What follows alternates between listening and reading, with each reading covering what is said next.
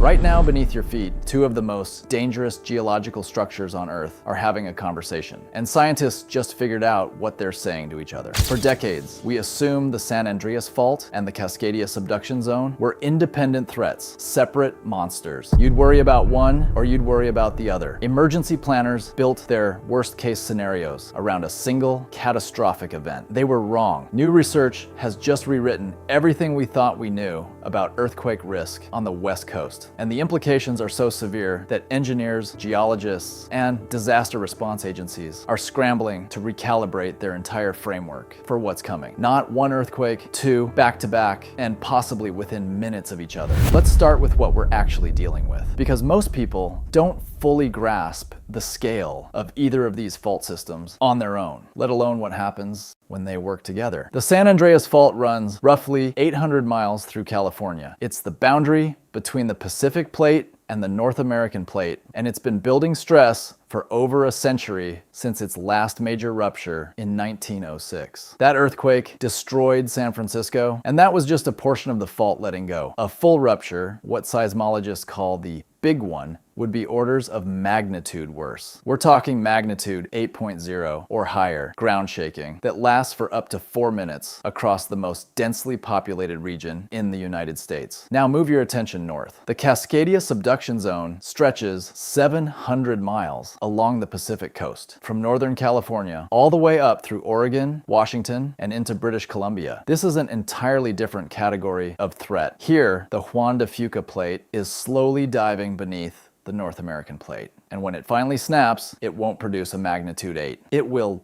produce a magnitude 9.0 or greater. The ground shaking alone would be catastrophic. But Cascadia doesn't just shake the earth, it lifts the ocean floor. And when the ocean floor lifts, it displaces the water above it. That displacement becomes a tsunami, a wall of water, potentially 30 to 100 feet high, moving toward the coast at the speed of a commercial jet. These are the two systems scientists once believed operated independently. Now they're not so sure. The discovery came from the ocean floor. Researchers studying marine sediment cores, essentially cylinders of ocean sediment drilled from the sea floor, found something that stopped them cold. Buried within these layers of ancient sediment were what geologists call turbidites. These are layers of disturbed sediment deposited rapidly, triggered by underwater landslides. And underwater landslides in this region are triggered by one thing: major earthquakes. When scientists dated these turbidite layers and mapped them against known seismic events, they found pairs, doublets, two earthquake deposits from two different fault systems occurring close together in time, not separated by centuries, but potentially by hours, days, or weeks. This pattern appeared not once, not twice,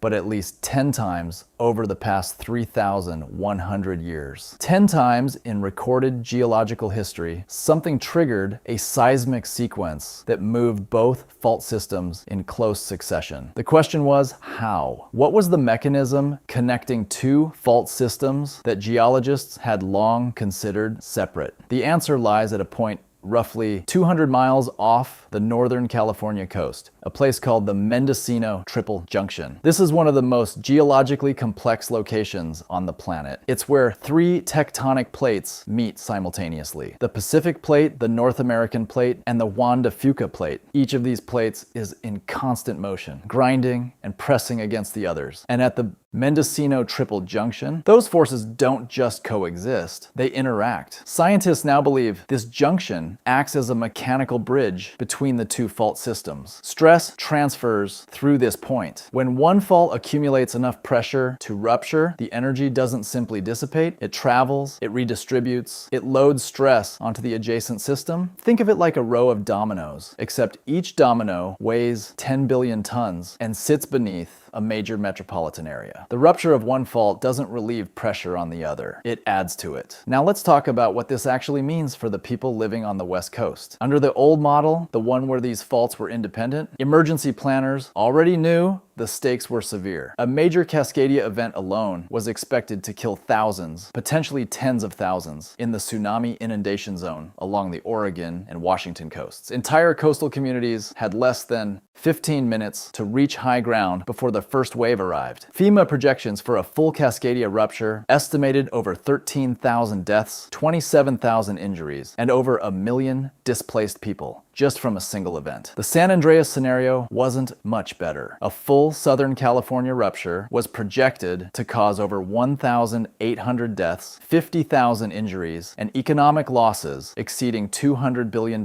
in the Los Angeles region alone. Those numbers assumed you were dealing with one disaster at a time. The new research suggests you won't be. A Cascadia megaquake could trigger a San Andreas rupture. A San Andreas rupture could in turn amplify stress on Cascadia. Emergency responders who would normally rush into a disaster zone may arrive to find the second earthquake has already hit. Rescue infrastructure, roads, bridges, helicopters, hospitals that survived the first event may be destroyed by the second. Tsunami warnings issued for coastal communities may coincide with severe ground shaking hundreds of miles inland. The systems designed to respond to one catastrophe are not designed to respond to two simultaneous catastrophes of this magnitude. We know this isn't theoretical. We have a data point, January 26th, 1700. That date is burned into geological and historical records across two continents. On that night, Cascadia ruptured. The earthquake was so large that it sent a tsunami across the Pacific Ocean. The waves struck the coast of Japan with no warning because no one on the other side of the Pacific knew what had just happened on the coast of North America. Japanese historical records documented the Orphan Tsunami,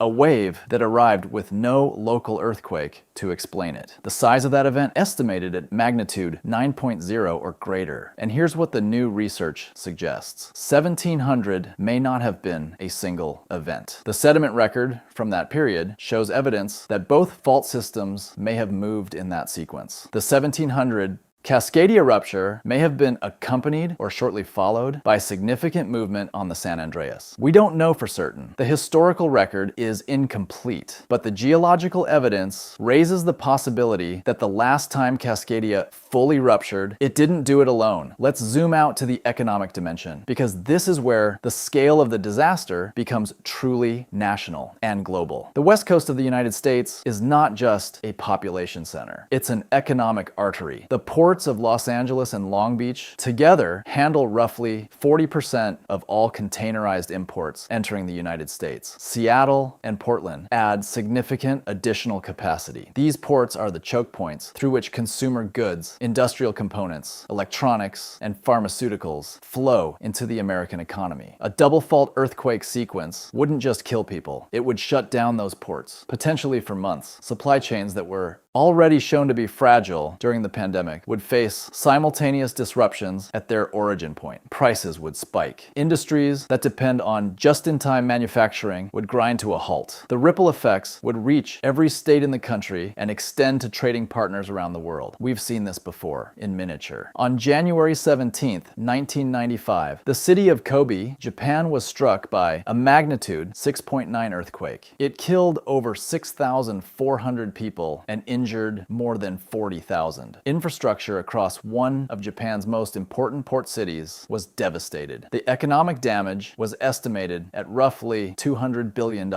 Kobe handled a significant share of Japan's shipping traffic, and its port took years to fully recover. Many shipping companies permanently rerouted their operations, and Kobe never fully regained its former position in global trade. That was a 6.9. A regional event. We are discussing a potential sequence of 2 magnitude 8 to 9 plus earthquakes striking the West Coast within a short window of each other. The Kobe comparison isn't meant to illustrate the worst case. It's meant to illustrate that even a far smaller event causes generational economic damage. The worst case here doesn't have a comparable historical precedent in the modern era. Japan, to its credit, rebuilt from Kobe with a different philosophy. Building codes were overhauled. Earthquake-resistant construction became standard, not optional. Early warning systems were developed that could now give residents up to 30 seconds of warning before shaking arrives. Enough time to stop a train, get under a desk, or move away from a window. The country invested billions in infrastructure resilience and tsunami barriers. The west coast of the United States has made progress. California's building codes are among the strongest in the world. Oregon and Washington have invested in public education around earthquake preparedness. Early warning systems are being expanded, but the scale of what the new research suggests demands more than incremental progress. It demands a fundamental rethinking of what prepared actually means when the threat isn't one disaster, but two occurring in sequence, potentially disrupting the response to the first before that response has even begun. Hospitals need to be built, not just to survive an 8.0, but to remain operational after a 9.0 follows it. Evacuation routes need to account for a scenario where the ground is still shaking from the first event when the tsunami warning sounds for the second. Emergency stockpiles need to be positioned inland, not just in coastal depots that may be flooded or destroyed. Communication systems need redundancy upon redundancy, because the most likely failure point in a double disaster scenario is the breakdown of coordination. The scientists who published this research were not trying to cause panic. They were trying to force a reckoning. For years, the standard framing around West Coast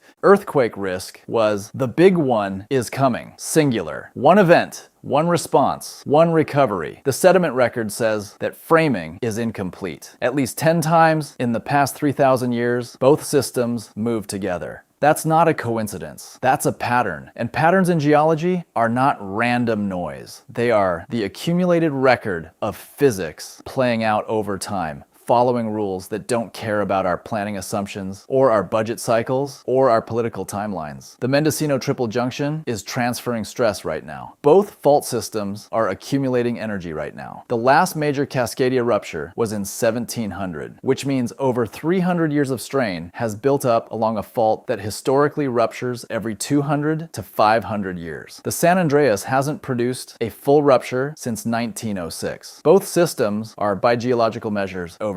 And if the new research is correct, when one of them finally breaks, the other may not be far behind. This is the knowledge we now have. The question is what we do with it. The answer starts with awareness. Yours, your communities, your governments. The science is telling us something that demands to be heard, not with fatalism, but with urgency, not with fear, but with the kind of clear-eyed preparation that turns a catastrophe into something survivable. Make sure you and your family have a plan, not just for an earthquake, but for the possibility of two. Know your evacuation routes, know where high ground is, know where your emergency supplies are, and whether they'd survive a second round of severe shaking. Push your local governments to treat this research seriously. Ask what the resilience plan looks like for a compound disaster. Ask whether hospitals, bridges, and emergency infrastructure are being built for a single event or a sequence. And share this. Because the most dangerous thing about a threat like this isn't the fault lines themselves. It's the number of people who don't know they exist, or who assume someone else is already handling it. The Earth doesn't announce its schedule, but it does leave a record. We've just learned to read it better. And what it's telling us should change everything. If you learned something today, share this with someone who lives on the West Coast. It might be the most important thing they watch this year. And subscribe, because the next video covers something even more unsettling.